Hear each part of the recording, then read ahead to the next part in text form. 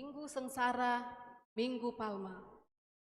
Minggu ini kita memasuki Minggu Kesengsaraan atau disebut juga Minggu Palma, yang mengingat saat Yesus dielu-elukan masuk kota Yerusalem untuk menjalani penderitaan dengan melambaikan daun-daun palma. Semakin sedikit lilin yang tersisa, menggambarkan semakin gelapnya dunia karena dosa.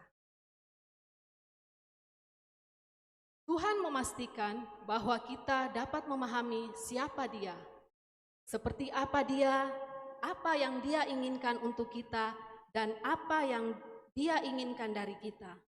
Dia melakukan ini dengan mengirimkan putranya, Yesus. Sekarang kita tidak hanya memiliki firman yang tertulis, kita memiliki firman yang hidup, sosok manusia yang nyata. Ketika orang-orang melihat Yesus, mereka melihat Tuhan. Tetapi bahkan Tuhan sendiri, Tuhan secara langsung ditolak. Orang-orang membencinya dan menolak firman dari Tuhan. Karena begitu besar kasih Allah akan dunia ini, sehingga Ia telah mengaruniakan anaknya yang tunggal, supaya setiap orang yang percaya kepadanya tidak binasa, melainkan beroleh hidup yang kekal. Ia dihina, dihindari orang, seorang yang penuh kesengsaraan dan yang biasa menderita kesakitan. Ia sangat dihina sehingga orang menutup mukanya terhadap Dia, dan bagi kita pun Dia tidak masuk hitungan.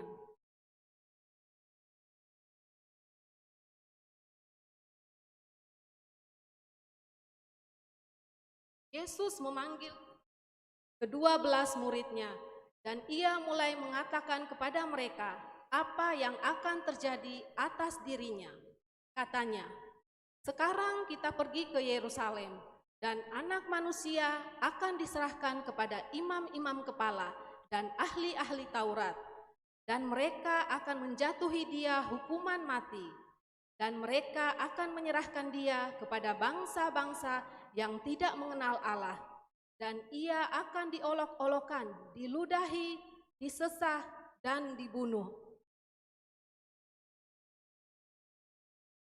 Mazmur 90 ayat 1 dan 2, doa Musa abdi Allah. Tuhan, Engkaulah tempat perteduhan kami turun-temurun. Sebelum gunung-gunung dilahirkan, dan bumi dan dunia diperanakan, bahkan dari selama-lamanya sampai selama-lamanya, Engkaulah Allah.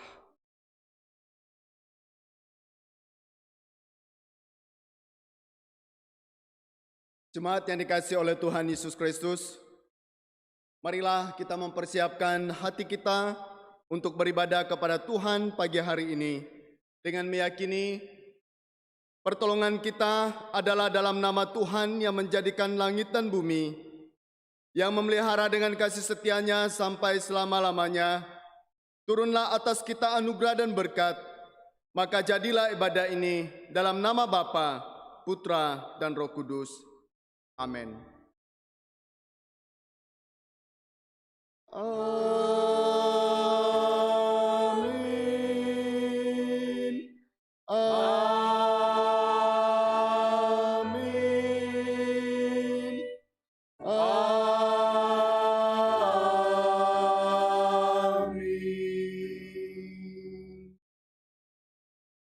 Salam kasih karunia dan damai sejahtera dari Allah Bapa, Tuhan kita Yesus Kristus, menyertai saudara sekalian.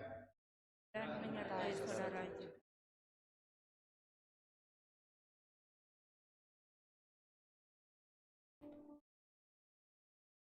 Jemaat kekasih Kristus, marilah kita memuji Tuhan dengan menyanyikan kidung pujian, terpujilah nama Allah.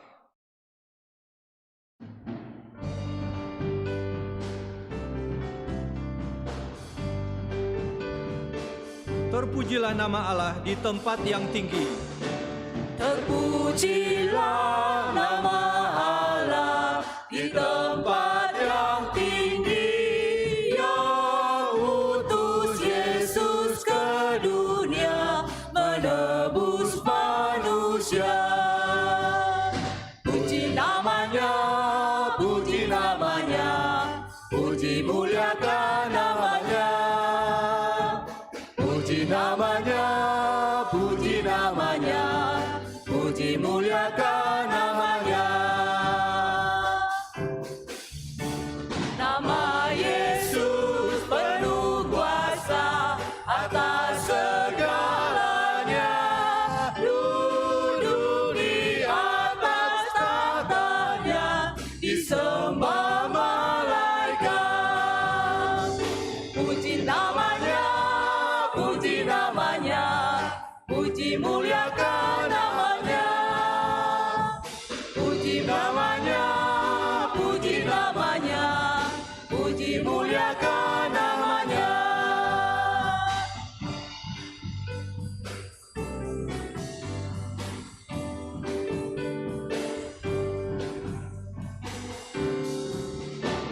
Nama Yesus sangat ajar, ialah Raja damai yang membebas segala bangsa sampai selamanya.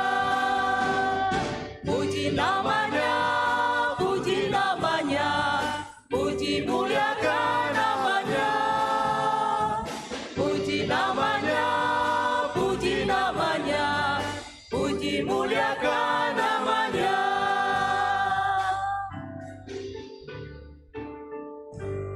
Silakan duduk. Mazmur 6 ayat 1 sampai 5. Demikian firman Tuhan.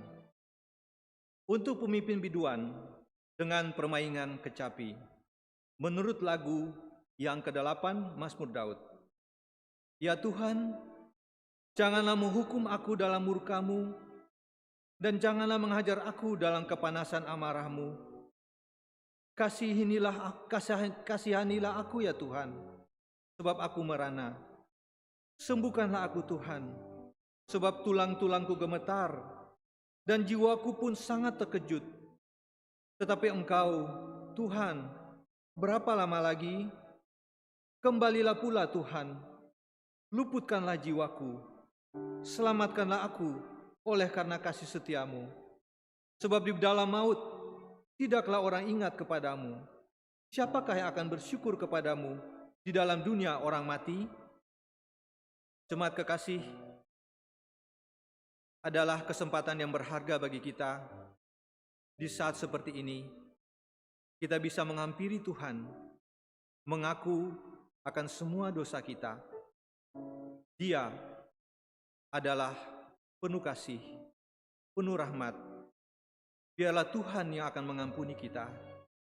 Marilah bersama-sama kita berdoa, mengaku akan dosa-dosa kita.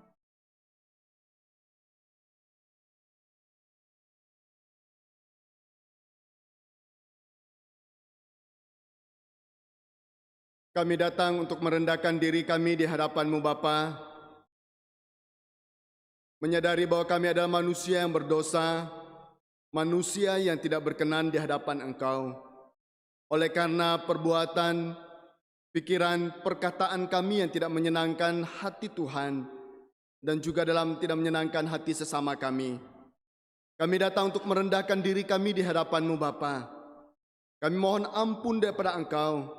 Suci kuduskanlah kami Bapa, layakkan kami pada saat ini boleh memuji menyembah Engkau di dalam roh dan kebenaran, sehingga segala sesuatu yang kami lakukan di dalamnya, kami rindu itu merupakan dupa yang berbau harum di hadapan Tuhan, bahkan mendatangkan berkat sukacita damai sejahtera bagi setiap pribadi kami. Terima kasih Tuhan untuk pengampunan yang Kau berikan bagi kami. Kami bersyukur demi nama Tuhan Yesus Kristus Allah yang hidup, kami telah berdoa. Amin.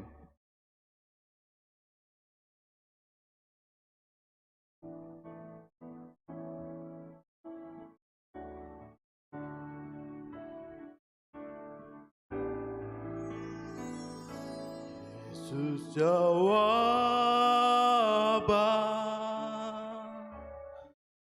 dalam hidupku.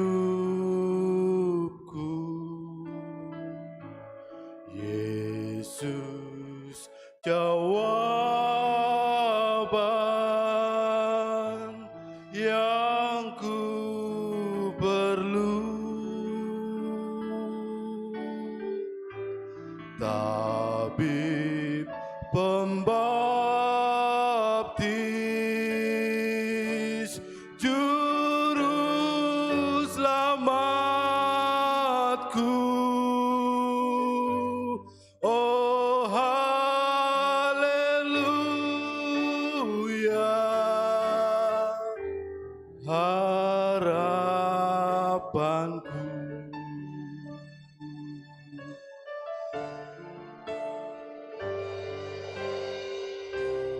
Yesus jawaban dalam hidupku. Yesus jawaban yang ku perlu. Tabib pembaptis, juru selamatku. Oh haleluya.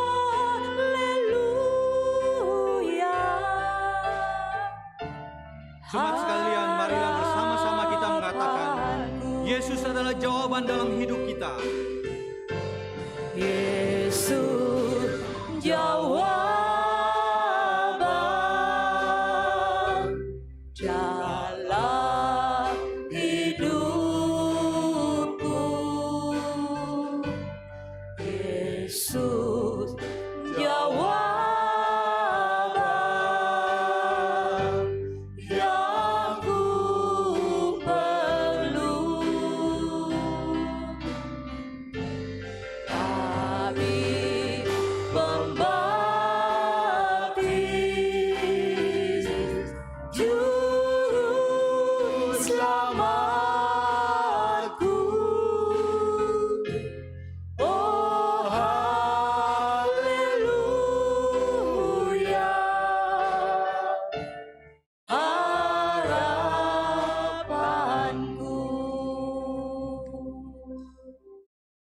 Jemaat Tuhan, Yesus adalah sobat sejati dalam hidup kita.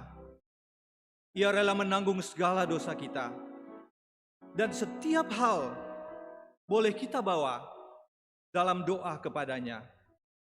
Apabila hatiku gelisah, percumalah berlelah. Bersandarlah hanya pada Yesus dan berdoalah padanya.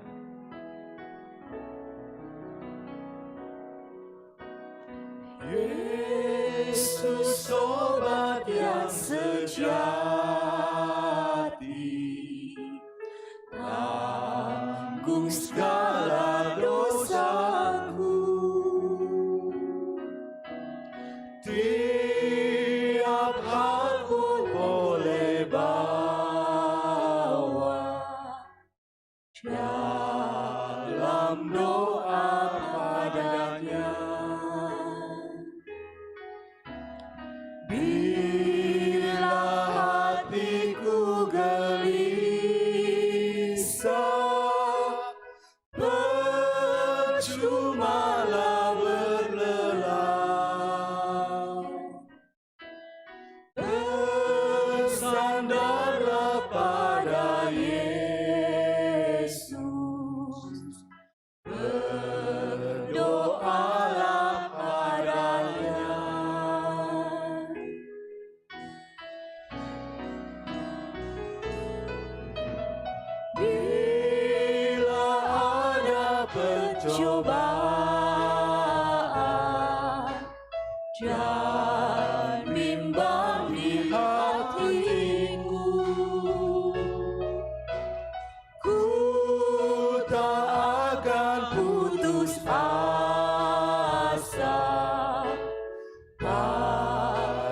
Tuhan berseru. Tiada yang seperti Yesus yang mau tanggung dosaku. Yesus kan menguatkanku.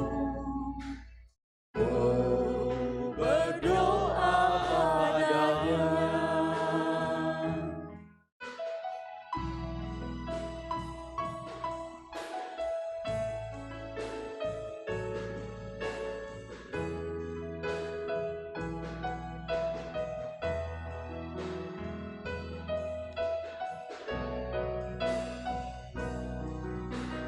Adakah hatimu susah, lelah karena berat?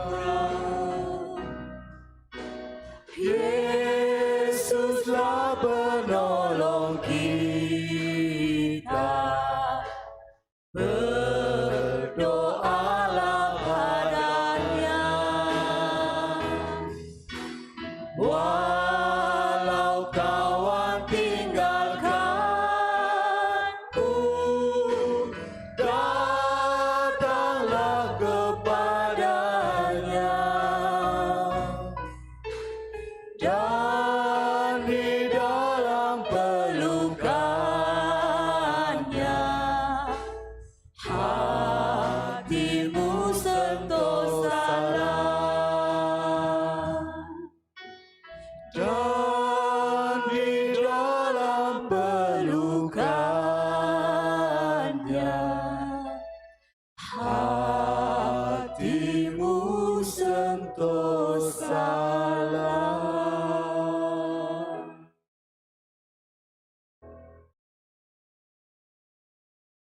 Jemaat kekasih Tuhan Yesus, dengarlah berita anugerah. Akan tetapi, kami harus selalu mengucap syukur kepada Allah karena kamu saudara-saudara yang dikasihi Tuhan. Sebab Allah dari mulanya telah memilih kamu untuk diselamatkan dalam Roh yang menguduskan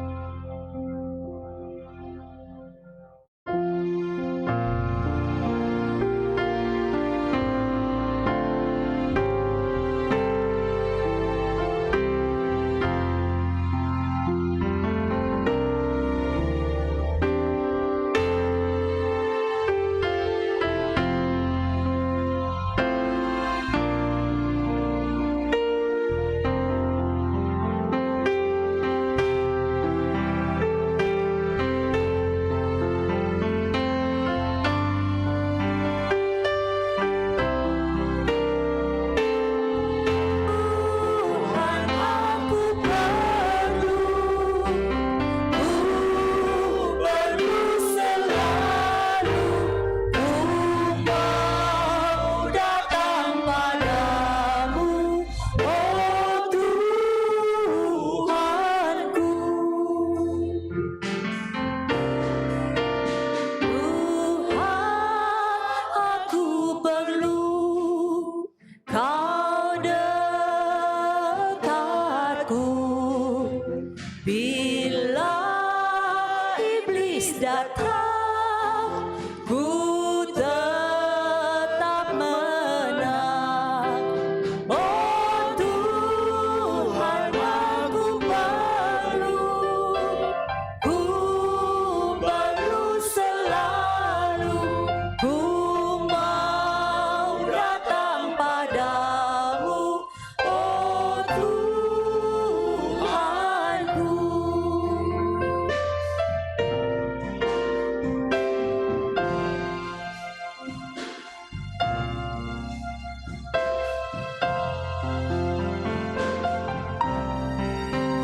Tuhan aku perlu, suka atau duka, tinggallah sertaku, ku senanglah.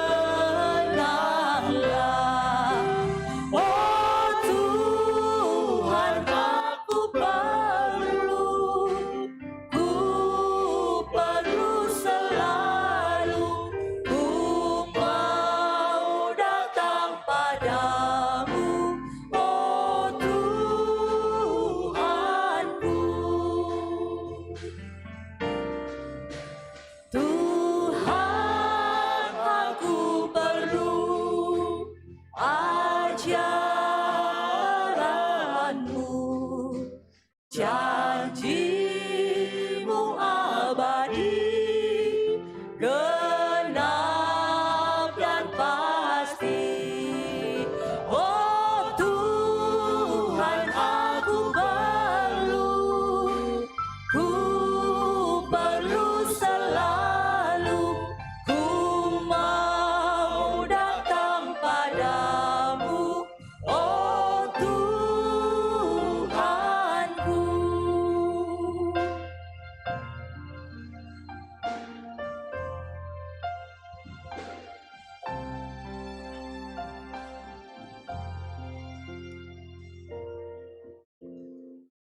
Saat ini kami mau datang bersama-sama mempersiapkan hati kami untuk mendengarkan sabda firman-Mu. Hamba berdoa menyerahkan untuk setiap pribadi kami ya Tuhan, baik jemaat Tuhan yang ada di rumah masing-masing, maupun setiap kami yang boleh terlibat di dalam pelayanan tempat ini.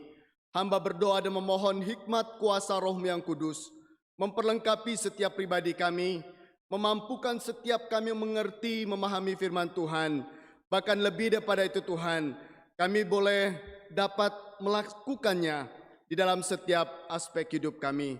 Tenang dan teduhkanlah hati kami Bapa, persiapkanlah kami untuk mendengarkan sabda firman-Mu. Berbicaralah kepada kami semua, karena kami sudah siap mendengarkan firman Tuhan.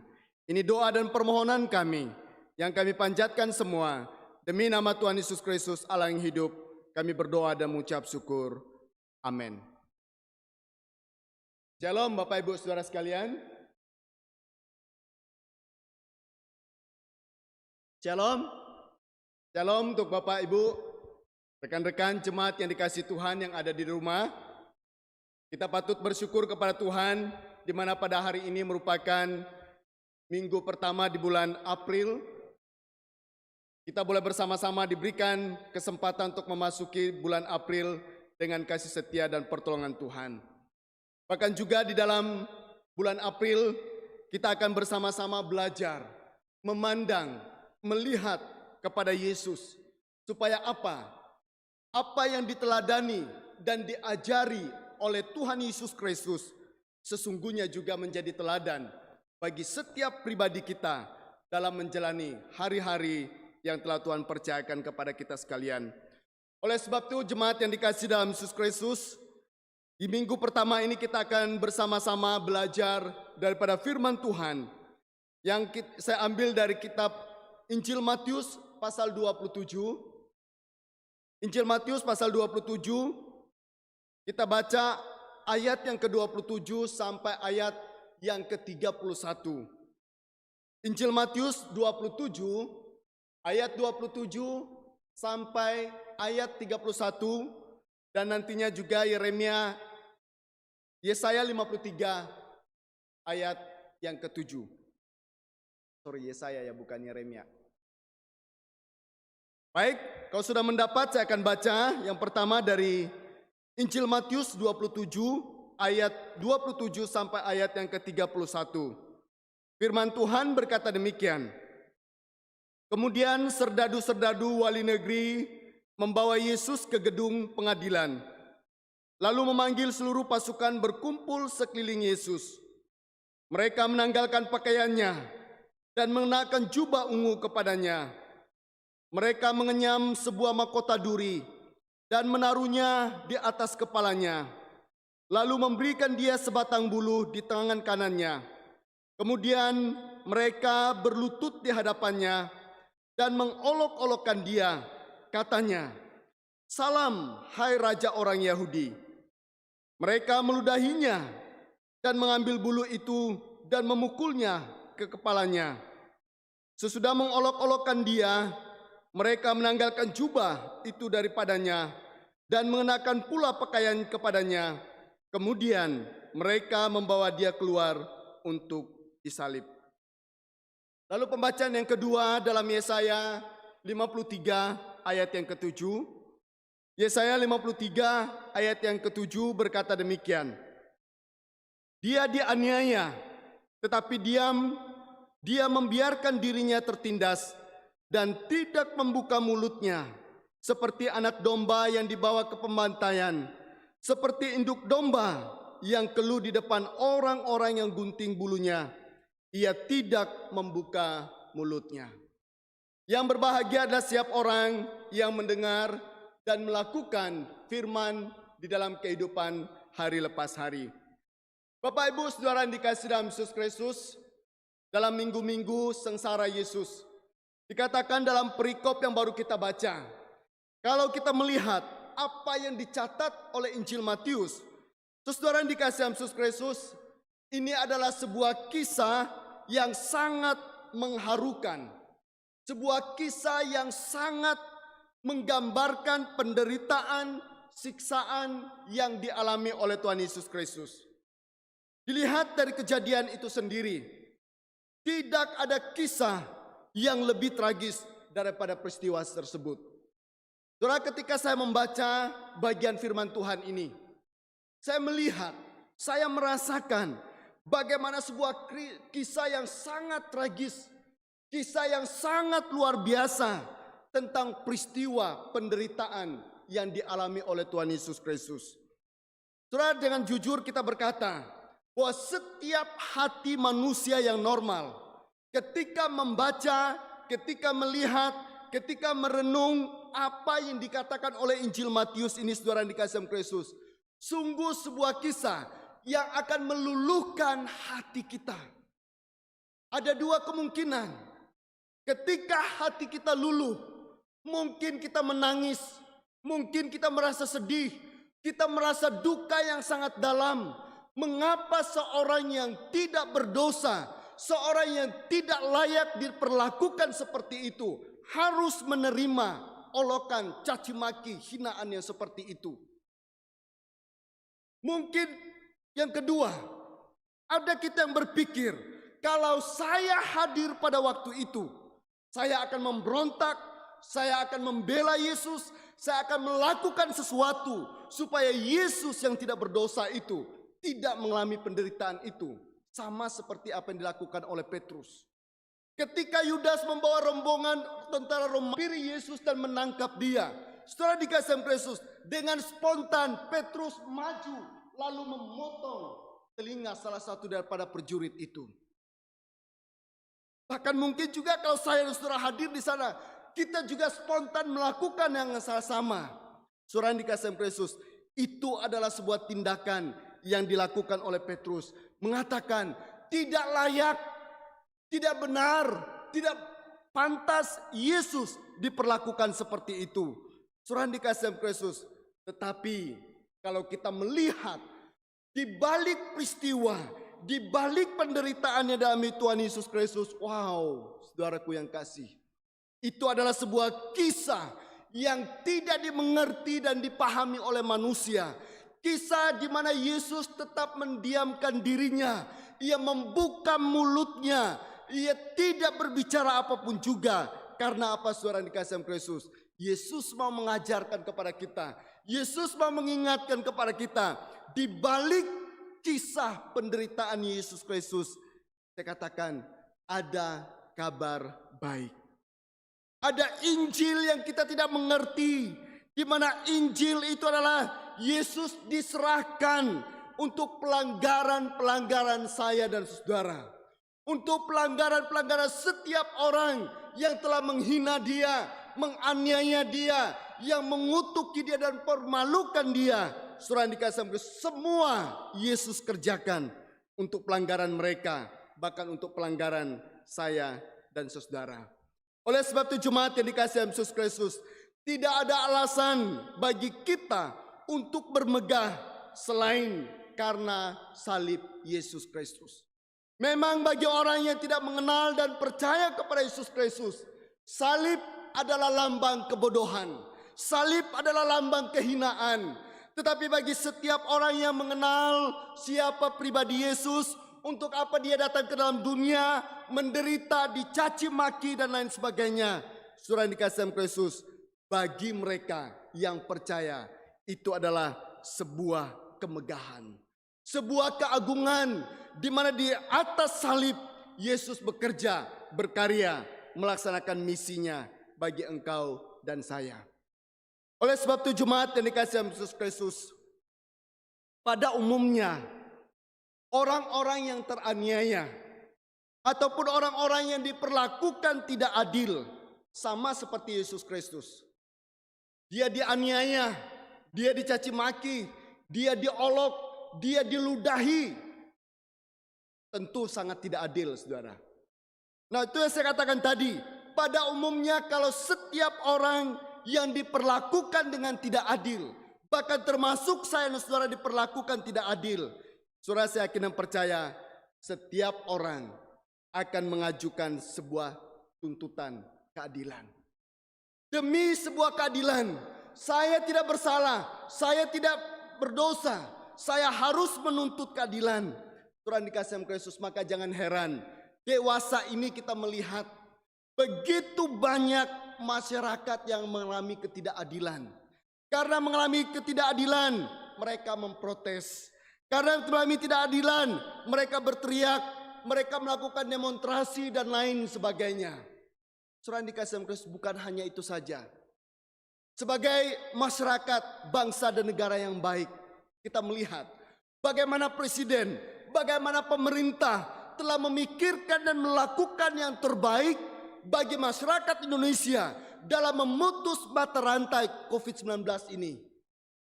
Untuk tetap berdiam di rumah dan memperhatikan kebutuhan masyarakat yang ada. Saudara dikasih Yesus Kristus, masih ada orang yang memprotes. Masih ada orang yang tidak senang. Masih ada orang yang tidak suka dengan apa yang dilakukan oleh pemerintah. Saudara dikasih Yesus Kristus, sekali saya katakan, ketika manusia tidak diperlakukan dengan benar, Ketika mereka mengatakan ini tidak adil, spontan mereka memprotes dan lain sebagainya. Mereka berusaha sekuat tenaga untuk membuktikan bahwa diri saya benar, diri saya tidak bersalah, diri saya tidak berdosa, dan saya tidak pantas menerima perlakuan yang tidak adil ini. Saudara dikasih Kristus, orang banyak yang menyaksikan apa yang dialami oleh Tuhan Yesus Kristus. Ia disiksa dan dianiaya.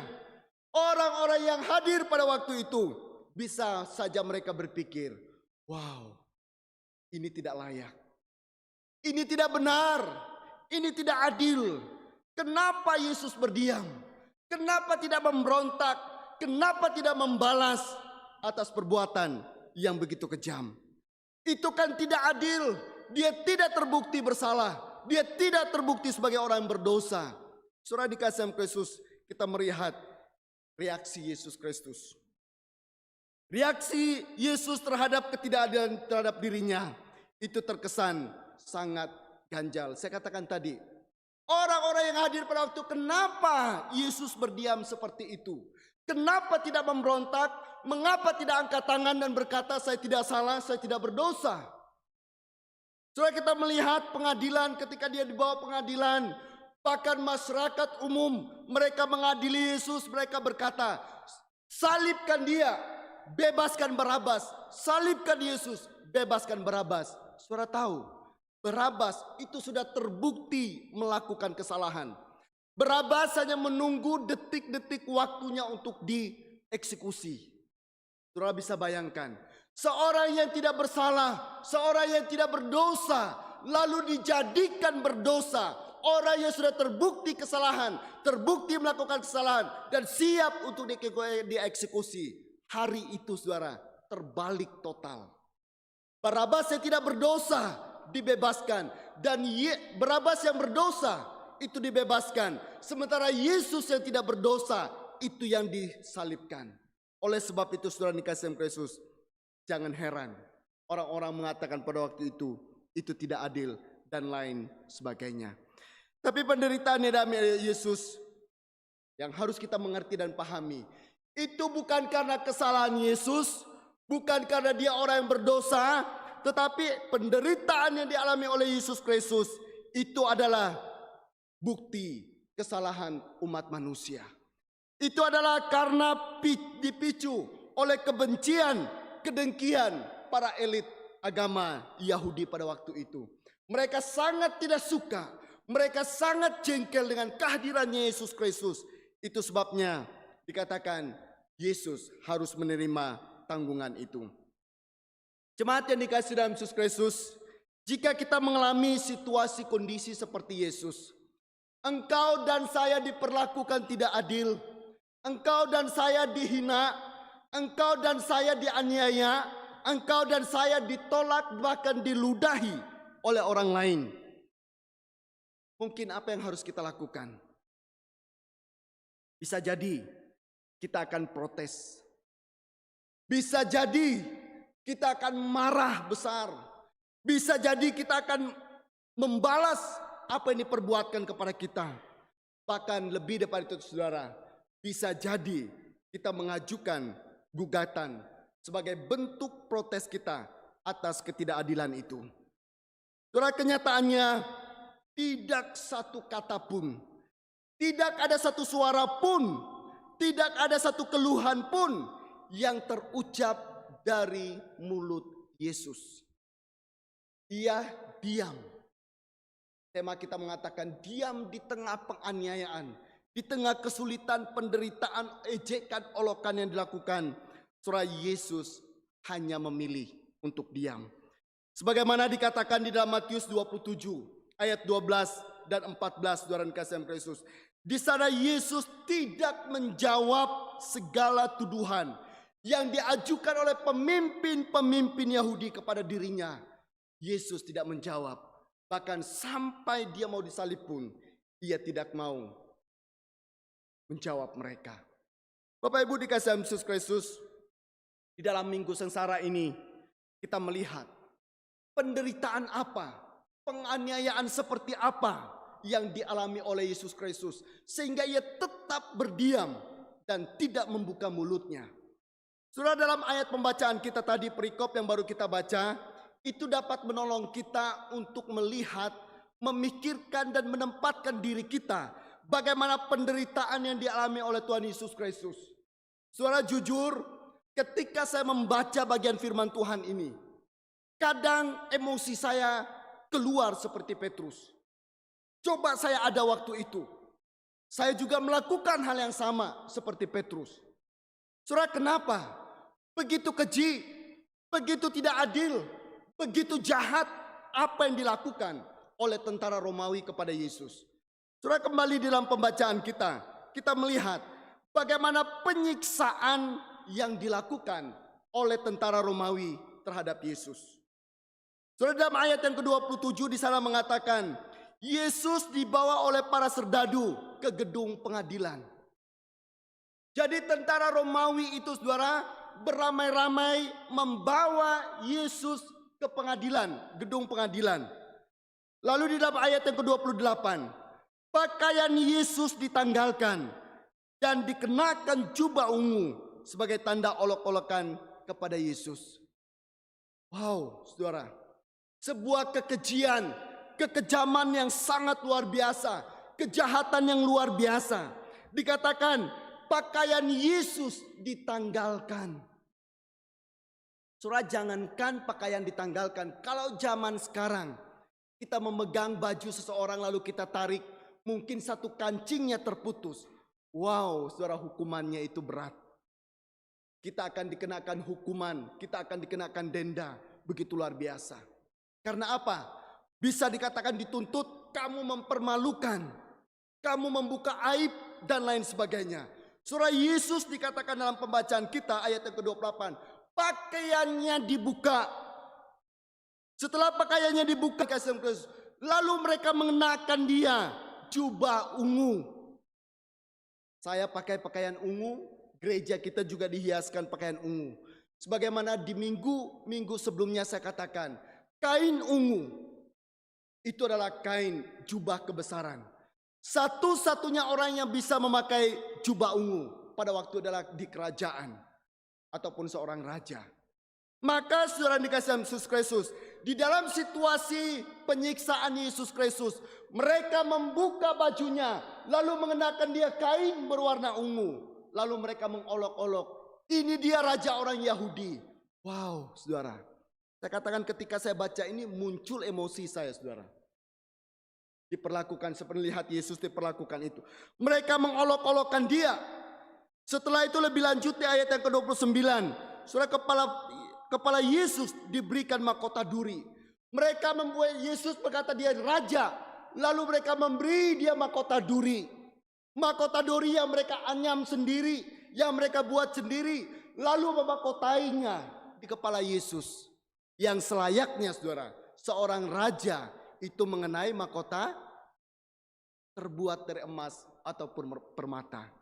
Beda, tentara Romawi mengolok Yesus yang mengatakan bahwa dirinya adalah raja, memberi dan membuat dia sebuah mahkota dan memakaikannya kepada Yesus. Bukan hanya berhenti sampai di situ, jemaat yang dikasihi Kristus. Di ayat yang ke-30 dikatakan di sana, Yesus diludahi dan kepalanya dipukul. Jemaat yang dikasihi Yesus Kristus, sekali lagi, kalau kita diludahi oleh orang lain, saya tidak tahu reaksi engkau dan saya. Mungkin bibir mulut orang yang meludahi kita langsung kita, pak, kau ludahi saya, dan lain sebagainya. Jadi secara sengaja, tentara Romawi, mereka melepaskan bajunya, mengenakan dia kain ungu, lalu memberikan dia mahkota duri dan memberi bulu sebagai tongkatnya. Bukan hanya berhenti di situ, saudara. Saya bisa bayangkan tentara Romawi pada waktu itu, setelah mereka membuka bajunya, memberi pakaian kain ungu, memberi mahkota, memberi tongkat, lalu mereka katakan, siap raja orang Yahudi. Setelah mereka siap raja orang Yahudi, mereka katakan, Hahaha, ini dia raja orang Yahudi. Saudara mendengar seperti itu seolah-olah kita juga mau ikut memberontak. Kenapa diperlakukan seperti ini? Saudara, bukan hanya diludahi, bulu yang diberikan sebagai tongkatnya mereka ambil lalu memukul kepala Yesus. Saudara, satu bagian yang sangat dijaga oleh umat manusia adalah kepala. Saya teringat waktu anak kami Glenn masih kecil. Saudara, dia menceritakan ketika dia bertanya kepada gurunya, ada sesuatu yang tidak dia mengerti. Lalu dia bertanya, kamu ini bertanya terus, lalu guru itu tunjuk kepalanya, saudara. Cek. Jadi waktu dia kasih contoh itu di rumah, kontak saya dan istri emosi, saudara.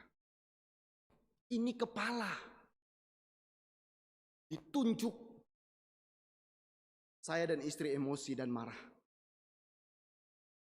Saudara bisa bayangkan, kepala Yesus bukan ditunjuk, tapi pakai bulu sebagai tongkat dipukul oleh tentara Romawi.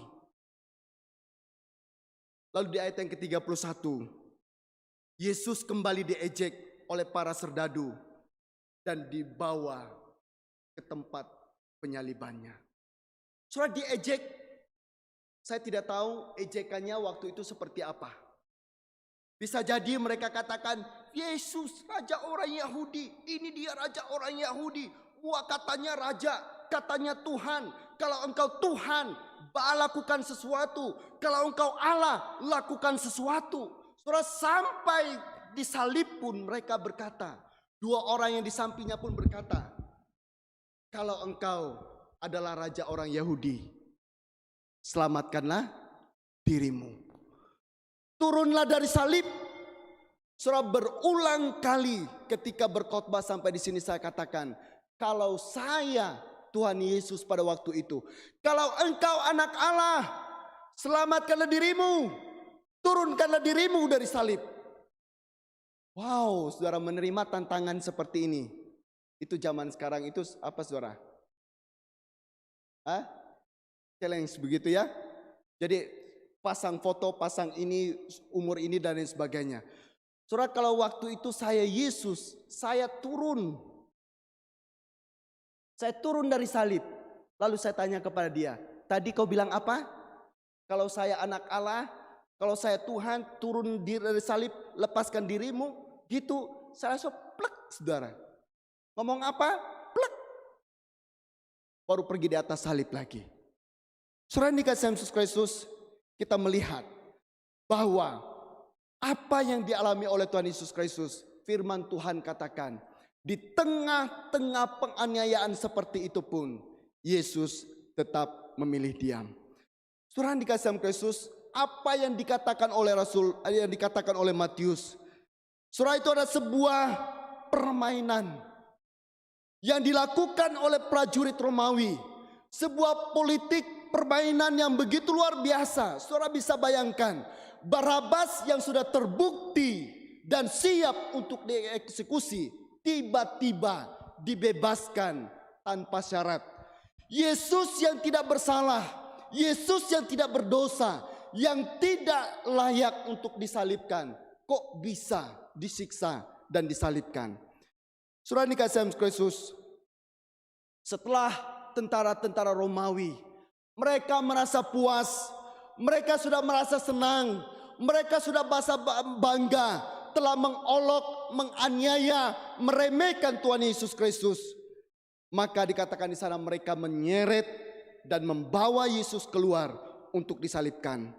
Bapak Ibu dikasih Kristus, sungguh tentara Romawi tidak menyadari bahwa orang yang mereka hina, orang yang mereka olok-olok, orang yang mereka seret dibawa ke kayu salib itu adalah seorang raja di atas segala raja. Jemaat yang dikasihi dalam Yesus Kristus, kalau kita perhatikan dengan seksama, penderitaan yang dialami oleh Yesus ini akan sangat sulit sekali untuk ditanggung oleh Yesus. Bagaimana Yesus bisa bertahan ketika ia disiksa? Bagaimana dia bisa bertahan ketika dia dianiaya? Bagaimana dia bisa bertahan melewati penderitaan olokan itu terus berlangsung? Saudara, tentara Romawi berupaya, berusaha menyiksa Yesus dengan penderitaan yang begitu luar biasa. Mempermalukan dia sedemikian rupa, membuka bajunya, memberikan ungu, memberikan mahkota dan tongkat, seolah-olah dia adalah raja. Dan memang dia adalah raja. Tetapi bagi tentara Romawi, mereka berusaha menganiaya dan mengolokkan dia. Untuk apa, saudara? Supaya Yesus membatalkan niatnya. Ya sudahlah. Karena banyak orang yang tidak menerima, banyak orang yang tidak menolak, banyak orang yang menolak saya, banyak orang yang tidak percaya kepada saya. Ya sudah selesai. Saya tidak mau menderita lagi. Saudara dikasihi Kristus, tentara Romawi tidak mengerti dan tidak tahu bahwa sebelum menerima penderitaan, siksaan, penganiayaan itu, Yesus sudah bergumul. Yesus sudah berdoa di Taman Getsemani. Oleh sebab itu, saudara dikasihi Yesus Kristus, di sepanjang 1 minggu ke depan ini, gereja kita akan mengadakan doa dan puasa untuk mempersiapkan hati kita, belajar bersama-sama, merenung bagaimana penderitaan penganiayaan yang dialami oleh Tuhan Yesus Kristus. Dan puji Tuhan, rekan-rekan hamba Tuhan telah menulis sebuah renungan bagi engkau dan saya di sepanjang 1 minggu ini. Saudara dikasihi Kristus mengajarkan kepada kita bagaimana Tuhan bergumul, bagaimana dia telah mempersiapkan dirinya untuk menerima penderitaan itu sampai selesai. Dalam pergumulannya di Taman Getsemani, Yesus berkata, "Ya Bapa, jikalau boleh, lalukanlah cawan ini daripada-Ku. Tapi bukan kehendakku yang jadi, melainkan kehendak Bapa." Saudara, Yesus telah berdoa, dia bergumul, bukan kehendakku yang jadi, melainkan kehendak Bapa. Dalam arti apa? Ia siap melakukan tugasnya sampai selesai.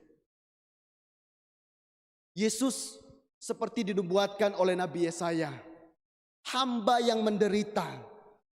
Ia menderita bukan karena kegagalannya. Ia menderita bukan karena dia kedapati melakukan dosa. Ia menderita bukan karena kesalahannya sendiri. Tetapi saudara dikasihi Yesus Kristus, ia menderita karena kesalahan umat manusia. Ia menderita dihukum oleh karena kesalahan saya dan saudara sekalian. Saudara dikasihi Yesus Kristus, sekali lagi, Yesus sama sekali tidak bersalah. Di dalam ketidakbersalahannya ia dianiaya dan diolok. Saudara dikasihi Kristus, Yesus mengajarkan kepada saya dan saudara untuk tidak membalas kejahatan dengan kejahatan. Ada amin? Jangan membalas kejahatan dengan kejahatan. Tetapi kita melihat ketulusan hatinya tidak berubah karena pelakuan kasar orang-orang Romawi. Saudara, kita lihat kalau saudara baca kembali ayat ataupun perikop ini. Wow, saudara, betapa kasar, betapa tidak manusiawi perlakuan tentara Romawi terhadap Yesus. Saudara, Matthew Henry dia menuliskan seperti ini, saudara. Perlakuan biadab yang dilakukan oleh pasukan tentara Romawi lebih kejam lagi. Matthew Henry katakan, perbuatan biadab yang dilakukan oleh tentara Romawi terhadap Yesus. Dikatakan apa, saudara? Apa yang dilakukan oleh tentara Romawi? Penganiayaan, penyiksaan, diludahi, diberikan mahkota. Matthew Henry katakan itu adalah perbuatan biadab yang dilakukan mereka terhadap Yesus. Saudara, kalau perlakuan biadab itu dilakukan kepada orang yang bersalah, orang yang berdosa, mungkin kita katakan yes, itu yang kami harapkan. Tetapi kalau perlakuan biadab itu dilakukan kepada Yesus yang tidak didapati bersalah, yang tidak didapati dosanya, tetapi itu dia terima karena dosa saya dan saudara. Saudara dikasihi Kristus, maka tidak salah Matthew Henry katakan, memang tentara Romawi sangat biadab. Saudara dikasih Yesus Kristus, kita tidak fokus kepada perbuatan tentara Romawi. Kita tidak memfokuskan pikiran kita kepada kejahatan, kepada kebiadaban tentara Romawi. Tetapi dalam situasi kondisi ini, saudara dikasih Kristus, mengajarkan kepada engkau dan saya, caci maki, ludahi, mahkota duri, bahkan kain ungu yang diberikan kepada Yesus Kristus. Saudara dikasih Kristus, dia dicaci maki dan diludahi. Semuanya dilakukan karena dosa saya dan dosa saudara sekalian. Amin.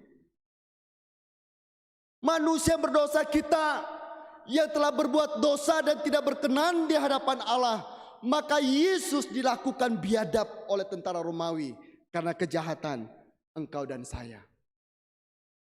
Di dalam Lukas 23:34, di sana Yesus berkata, "Ya Bapa, ampunilah mereka, sebab mereka tidak tahu apa yang mereka perbuat."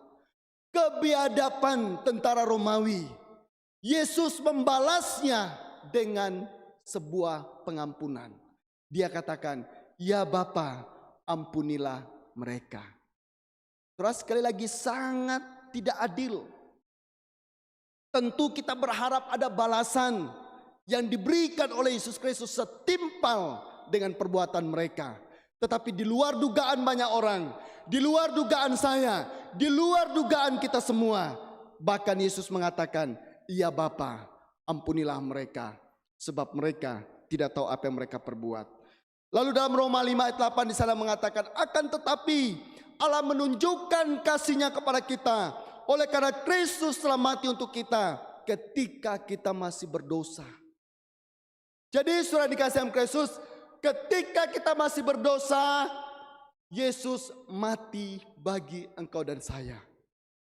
Allah menunjukkan belas kasihannya kepada saya dan saudara melalui kematian, penderitaan yang dialami oleh Yesus Kristus.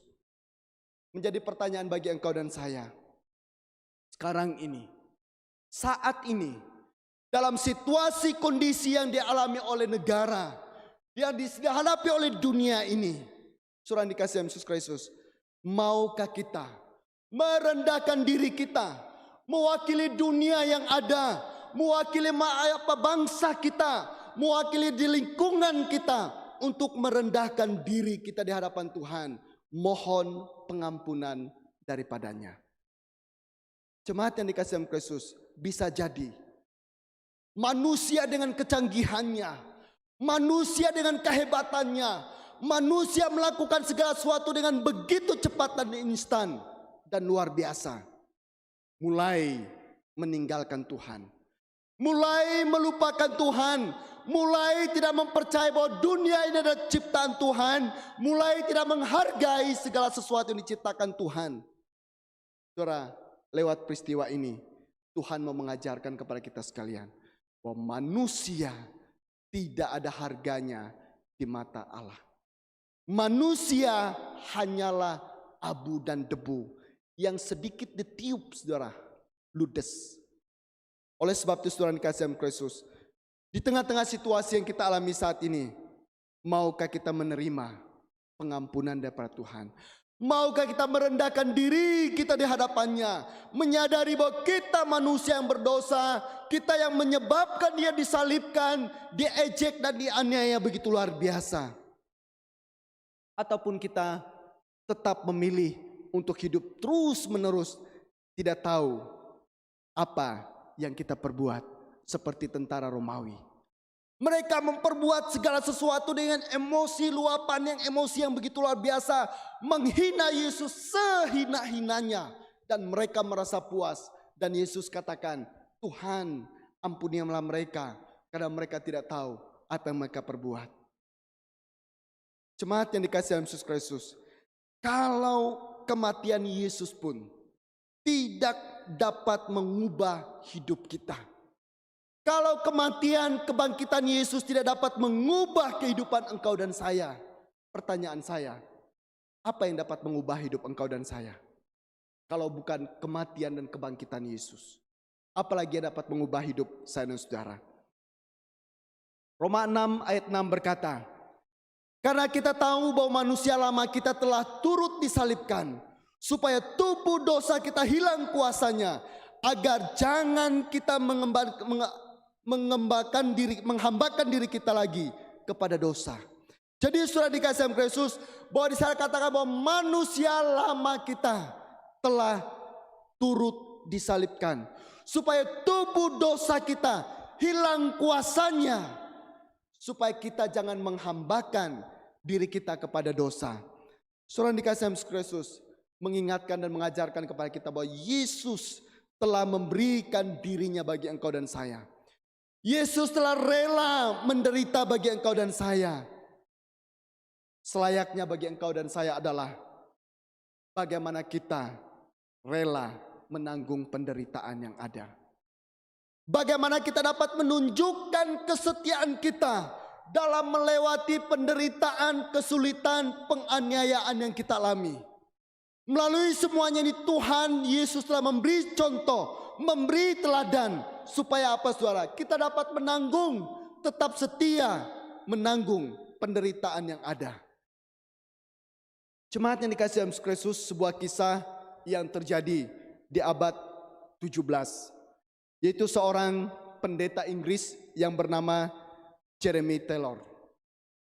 Saudara, Jeremy dikatakan di sana di abad yang ke-17 itu, ia mengalami penganiayaan yang hebat oleh karena imannya. Karena keyakinan dan kepercayaan dan kesetiaannya dalam melayani Tuhan, ia mendapat penganiayaan yang luar biasa.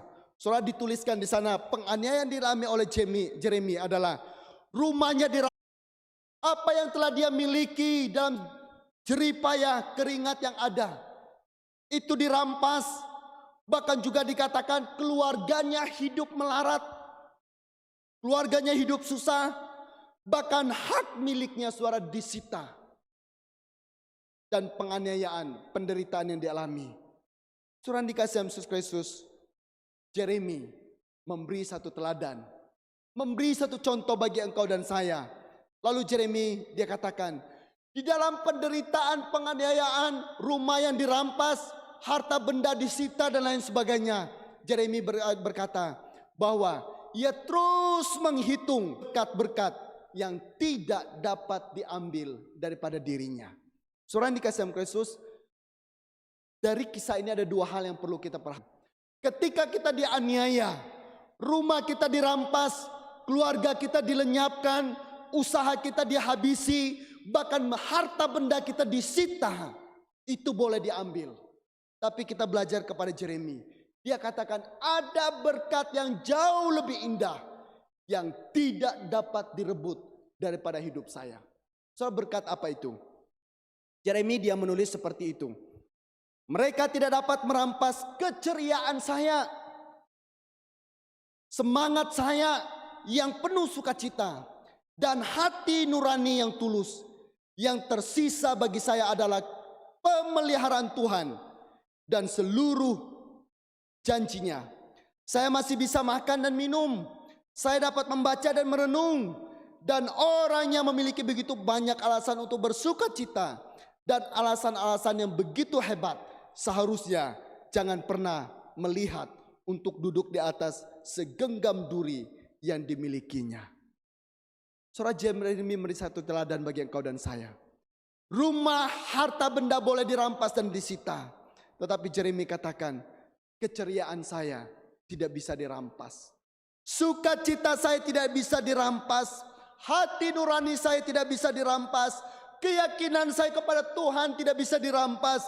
Janji-janji Allah kepada saya tidak bisa dirampas oleh apapun juga.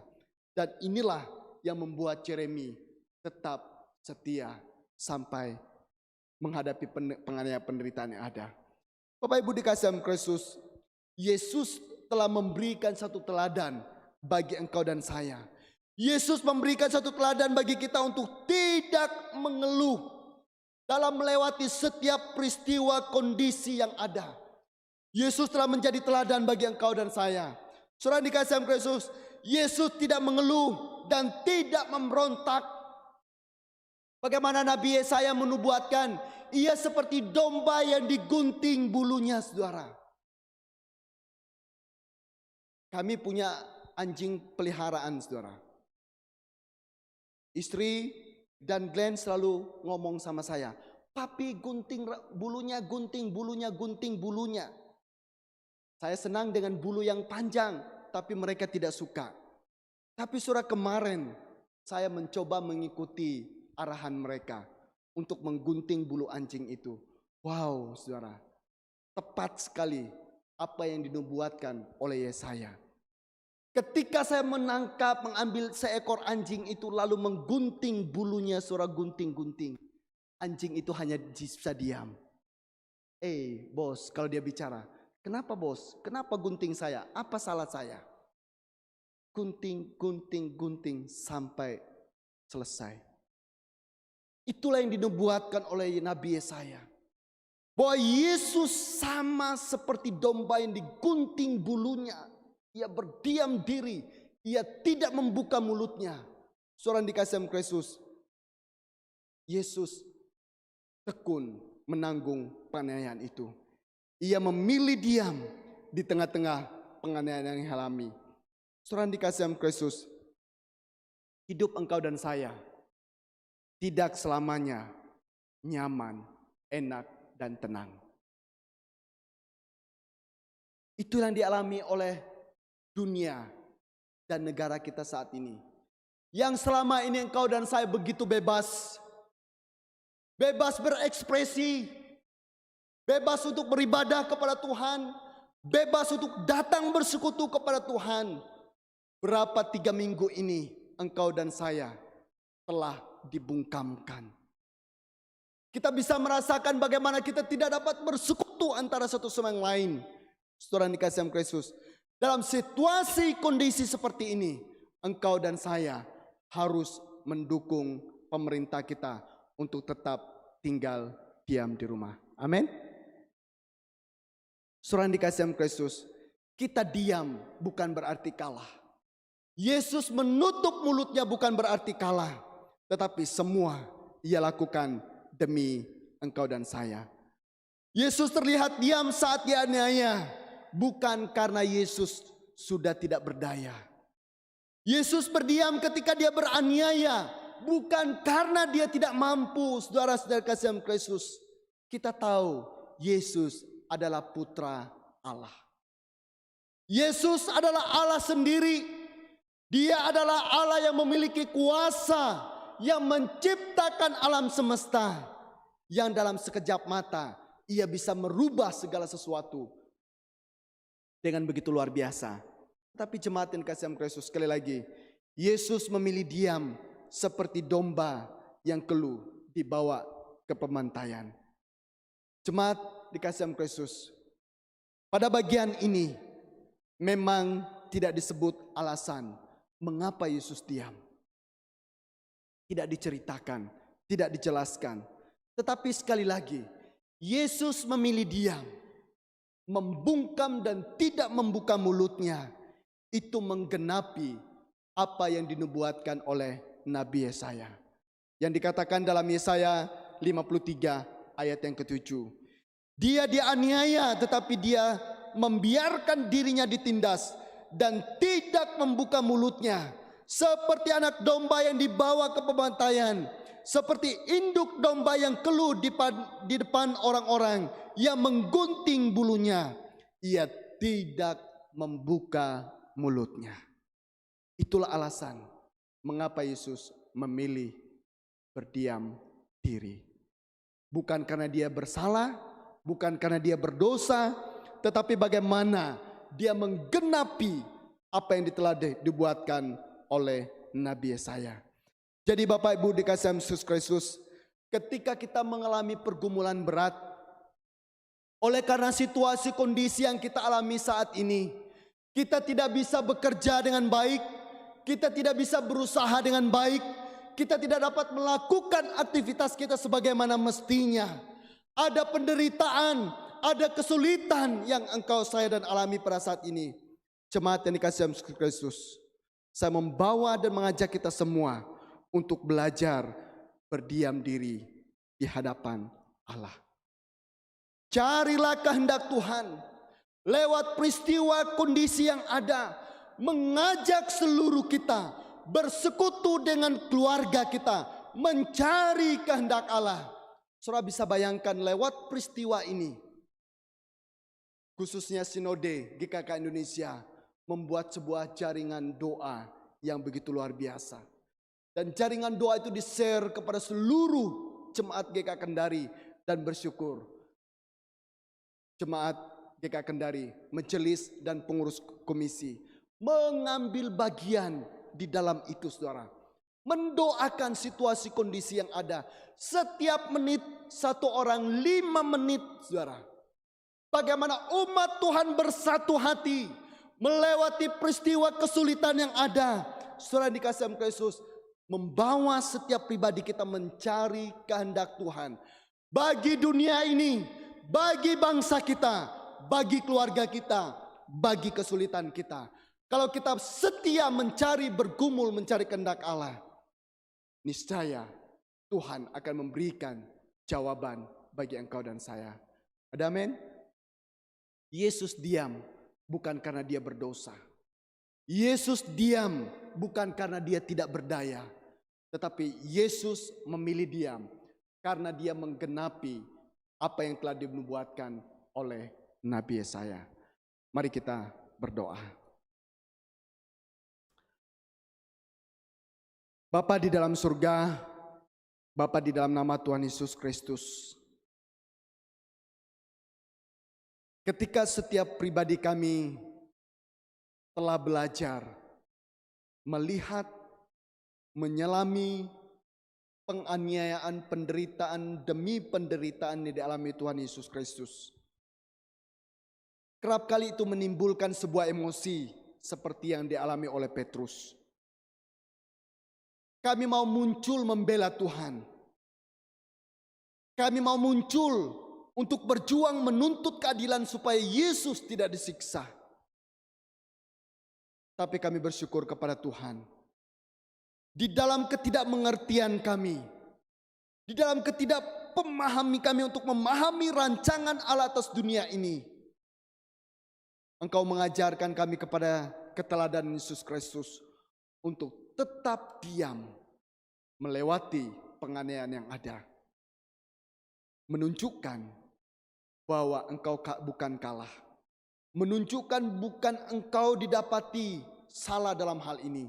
Tetapi sesungguhnya semuanya menunjukkan bagaimana Tuhan mau menggenapi apa yang telah dinubuatkan oleh Nabi Yesaya. Kami sungguh bersyukur untuk semua.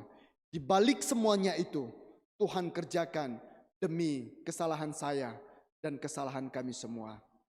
Ampunilah kami Tuhan. Sadarilah kami ketika merenung penderitaan penganiayaan yang Engkau alami, semuanya telah Engkau lakukan demi kesalahan saya dan kesalahan kami semua. Ampuni kami Tuhan, mampukan kami untuk menghidupi kebenaran ini. Terpujilah nama-Mu, demi nama Tuhan Yesus Kristus Allah yang hidup, kami telah berdoa. Amin. Saya kembalikan kepada Pak Joni.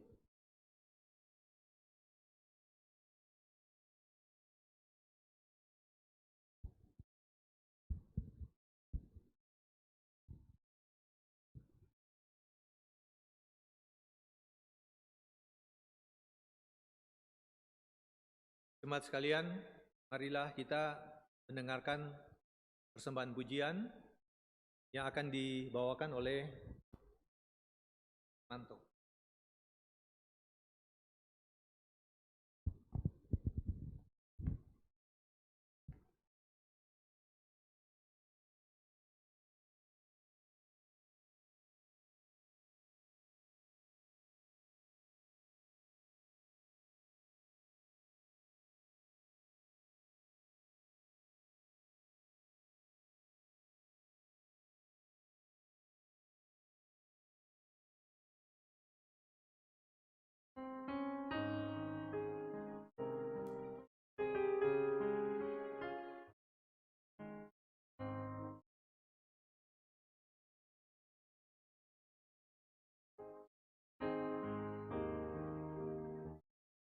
Apa yang dapat memisahkanku dari kasih-Mu, Tuhan sahabatku?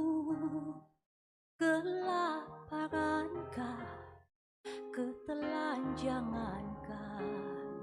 Tak satu pun, tak satu pun.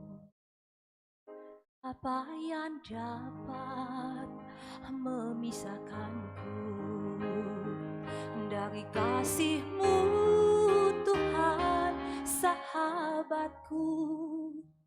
Aniayakah, penderitaankah?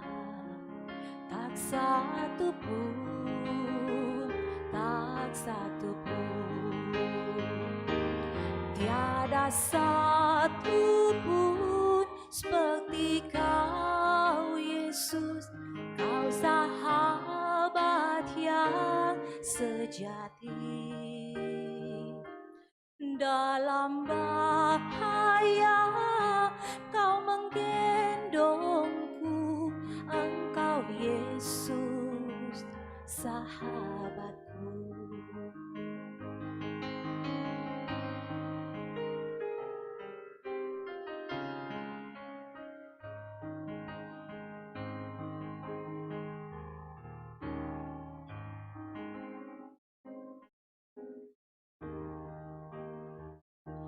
Apa yang dapat memisahkanku dari kasih-Mu, Tuhan sahabatku? Sakit, penyakit, pencobaankah? Tak satu pun, tak satu pun. Tiada satu pun seperti Kau, Yesus. Kau sahabat yang sejati. Dalam bahaya Kau menggendongku. Engkau Yesus sahabatku. Tiada satu pun seperti Kau, Yesus. Kau sahabat yang sejati. Dalam bahaya Kau menggendongku. Engkau Yesus sahabatku. Apa yang dapat memisahkanku dari kasih-Mu, Tuhan sahabatku? Sakit, penyakit, penderitaanlah, tak satu pun, tak satu pun. Tak satu pun yang dapat pisahkan dari kasih-Mu, Yesus. Tak satu pun yang dapat pisahkan dari kasih-Mu, Yesus.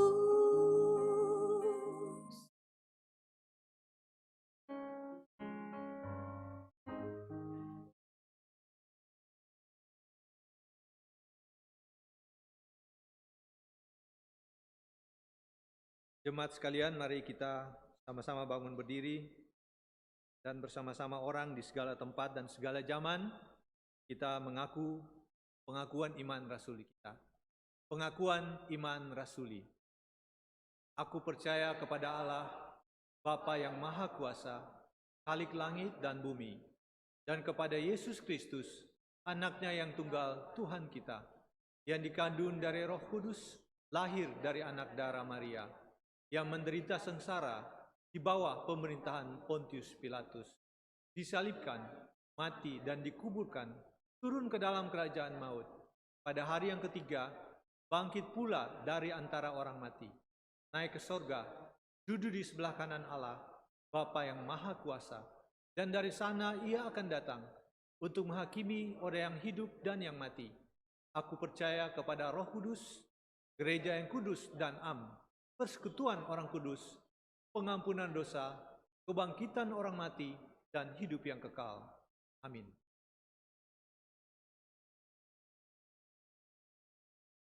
Mari kita satu di dalam doa. Bapa di dalam surga, Bapa di dalam nama Tuhan Yesus Kristus, kami sungguh bersyukur dan berterima kasih kepadamu Tuhan atas pimpinan penyertaan Tuhan bagi kami di sepanjang bulan Maret yang sudah kami lalui. Dan kami bersyukur di mana pada hari ini kami boleh memasuki hari yang kelima di bulan April ini. Kami percaya Engkau Allah yang berkuasa, Allah yang berdaulat atas kehidupan kami, akan memelihara menyertai kehidupan kami sebagai umat-Mu Tuhan. Terima kasih ya Tuhan, pada kesempatan ini hamba-Mu berdoa, menyerahkan seluruh jemaat-Mu di GKK Kendari. Kami berdoa bagi mereka yang saat ini sedang bergumul dan kesehatan mereka. Pada saat ini Tuhan, hamba berdoa dan memohon di dalam nama Tuhan Yesus Kristus, kalau Tuhan menghendaki mereka untuk dipulihkan dan disembuhkan. Kami percaya bahwa tidak ada satupun penyakit yang mustahil di hadapan Engkau. Kau boleh menjamah mereka Tuhan, di tengah-tengah situasi kondisi yang mereka alami saat ini. Kami percaya Engkau Tuhan akan memegang tangan mereka, menuntun setiap langkah mereka. Biarlah kami boleh dikuatkan dan diteguhkan. Kami tidak dapat dipisahkan oleh apapun daripada kasih Tuhan. Entah itu kelaparan, entah itu penderitaan, entah itu penyakit, apapun juga Tuhan. Sebagaimana pujian yang baru kami dengar, tidak ada satupun yang dapat memisahkan kami daripada kasih Tuhan.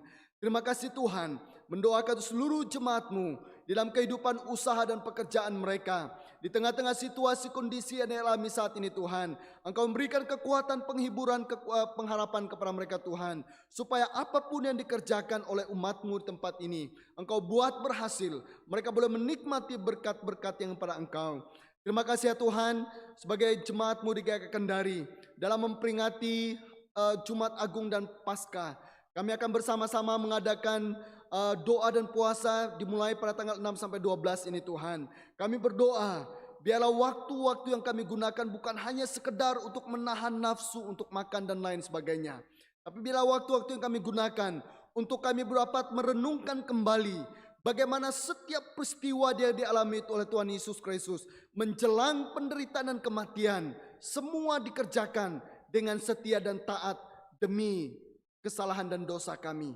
Biarlah waktu-waktu yang kami yang ada ini Tuhan, kami boleh pergunakan bersama dengan keluarga kami untuk merenungi kembali bagaimana penderitaan, penganiayaan yang Engkau alami bagi kami.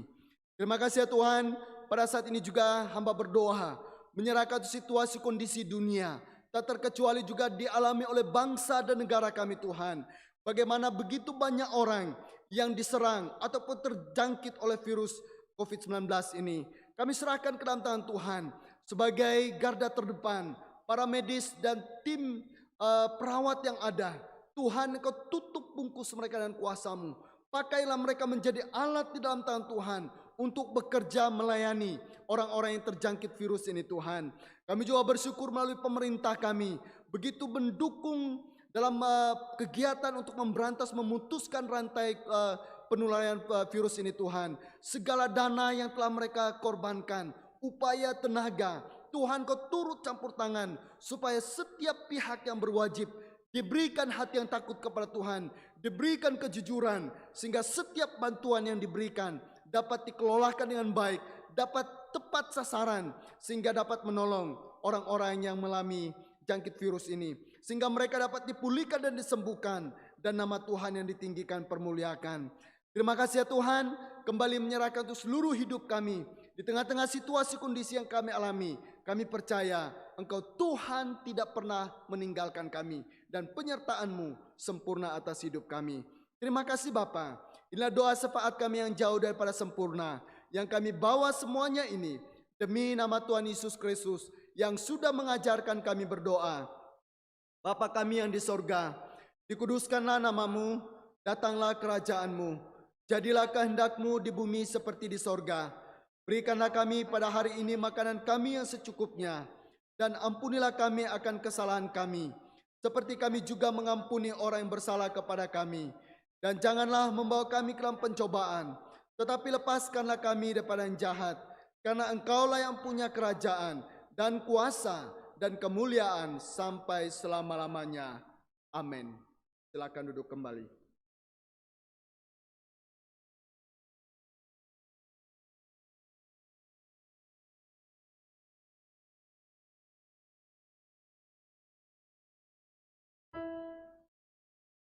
Jemaat, mari kita akan diberi kesempatan untuk memberi persembahan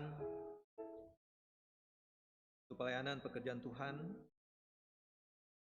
Dan kita akan menyanyikan pujian yang sekaligus merupakan lagu tema di bulan April ini, yaitu Ku Percaya Kepadanya, yang diambil dari KPPK nomor 233.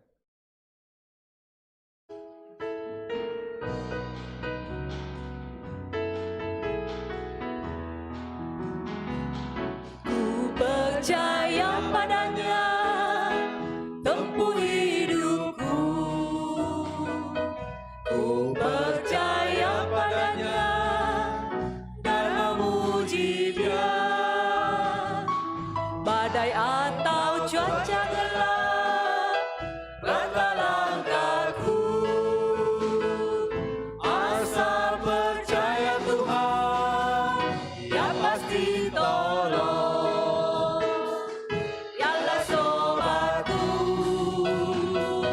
Sobat yang setia, ku bersandar Dia selama-lamanya. Badai atau cuaca gelap, beratlah langkahku. Asal percaya Tuhan, Dia pasti tolong. Percaya padanya di jalan sempit. Ku percaya padanya, selalu ikut Dia. Meski ku letih dan lesu, susah hatiku, asal percaya Tuhan, Dia besertaku. Ya pemanduku, kawan yang setia, Ya di sisiku, Ya besertaku. Meski ku letih dan lesu, susah hatiku, asal percaya Tuhan, Ya besertaku.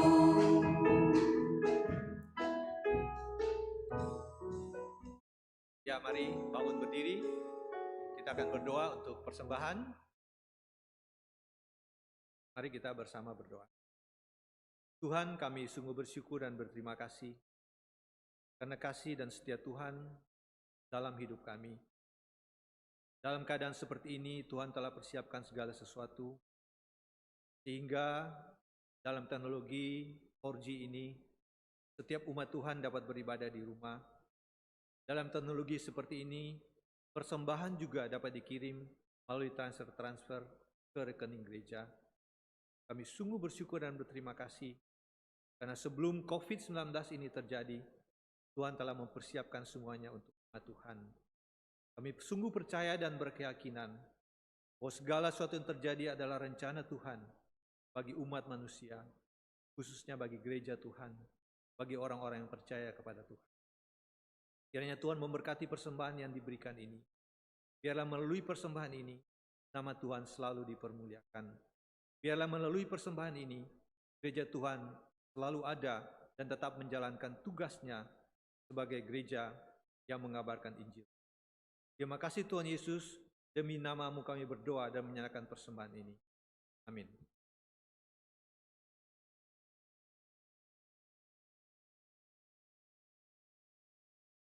Jemaat yang dikasihi oleh Tuhan Yesus Kristus, arahkanlah hatimu kepada Tuhan.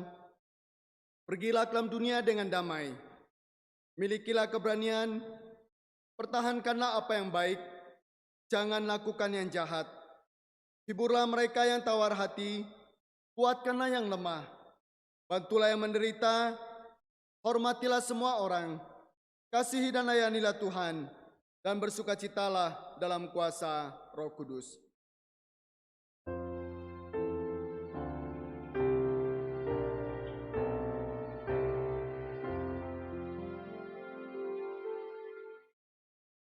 Puji Allah Bapa Putra,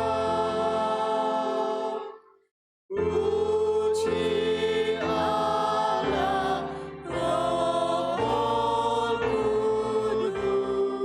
Kudus, ketiganya yang besar. Pohon selamat, sumber berkat. Amin.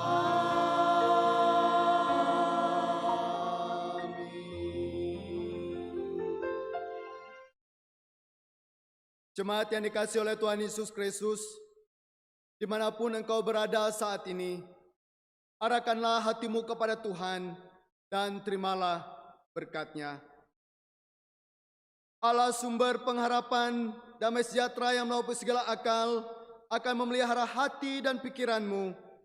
Kasih karunia Tuhan Yesus Kristus akan meneguhkan imanmu, supaya pertolongan kekuatan daripada Roh Kudus menyertai kehidupan saudara.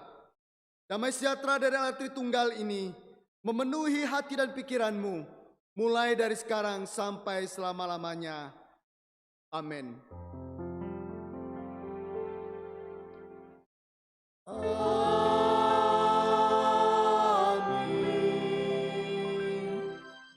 Amin.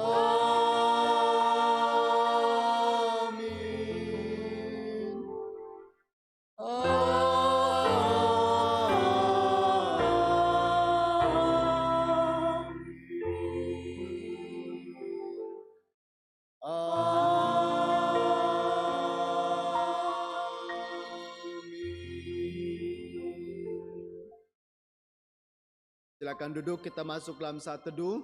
Ibadah selesai, Tuhan memberkati Bapak Ibu saudara sekalian.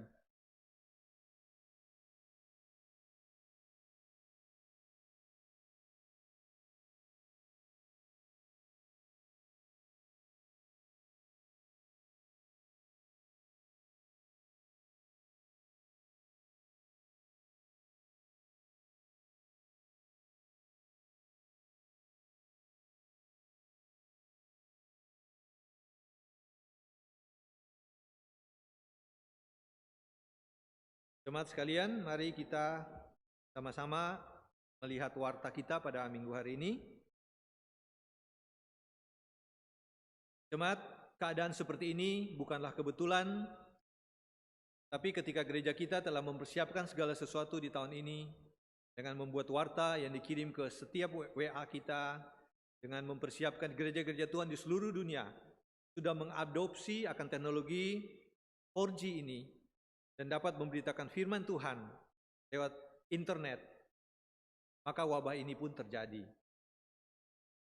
Semua ini bukanlah sesuatu yang kebetulan, tapi percayalah, telah dirancanakan Tuhan bagi umat manusia.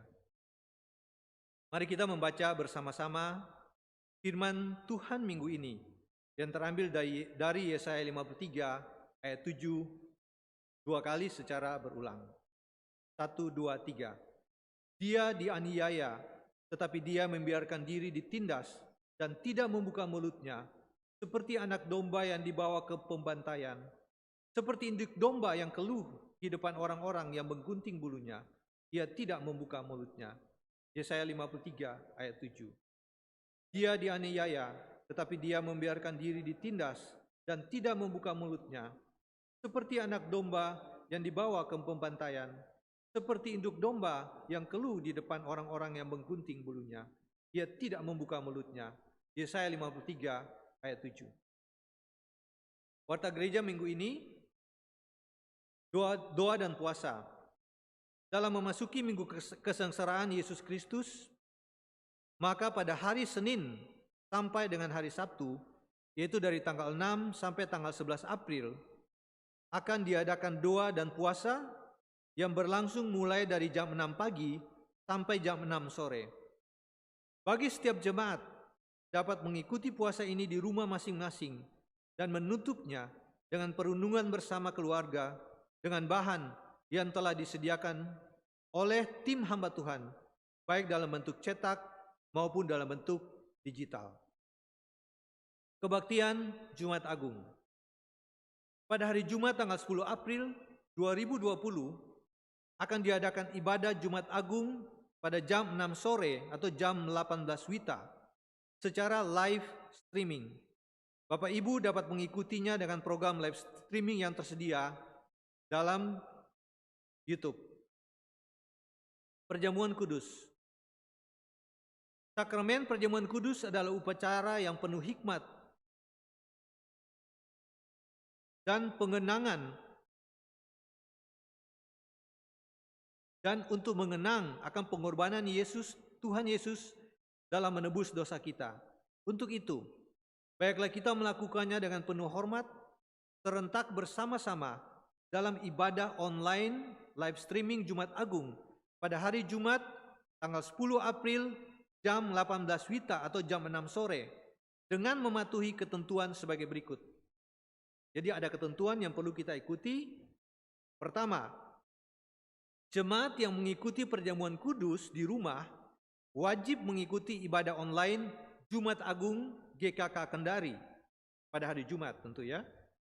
Yang kedua, jemaat yang tidak mengikuti ibadah Jumat Agung tidak diizinkan mengadakan perjamuan kudus di rumah. 3, roti dan anggur akan dibagikan atau diantarkan ke rumah Bapak Ibu, dan bagi jemaat yang akan mengikuti harap menghubungi Evangelis Wasti atau Evangelis Mary. Ibadah Paskah. Ibadah Paskah akan dilaksanakan pada hari Minggu 12 April 2020 pada jam 6 pagi secara live streaming. Mohon jemaat mempersiapkan diri untuk mengikuti ibadah Paskah ini. Berikut ini adalah tata ibadah live streaming yang harus diikuti oleh setiap jemaat di rumah masing-masing. Kami menghimbau dan mengingatkan supaya jemaat tetap setia mengikuti ibadah secara online bersama keluarga di rumah masing-masing setiap hari Minggu jam 9 pagi. Sebagai wujud ibadah dan persekutuan kita bersama selama masa-masa social distancing dan memperhatikan hal-hal berikut, yaitu 1, berpakaian rapi dan sopan. 2, bukan menonton, tetapi terlibat dalam ibadah dari awal sampai selesai. 3, jemaat ikut bernyanyi, berdoa, mengikrarkan pengakuan iman rasuli, mendengar khotbah, dan memberi persembahan melalui kolekte yang berupa kolekte, perpuluhan, ataupun ucapan syukur dan lain-lain, dapat melalui